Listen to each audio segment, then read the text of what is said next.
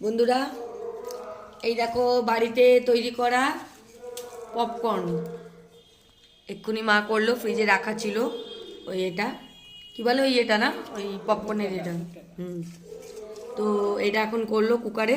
তো আমরা এখন নিয়ে বসে পড়েছি। এই যে মহাশয় চলে এসছে টিউশন থেকে, এসে এখন খাচ্ছে।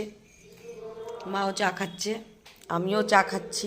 এই দেখো সঙ্গে এইটা। তো তোমরা কারা কারা চা খাবে চলে এসো। দেখো দারুণ কিন্তু। হ্যাঁ,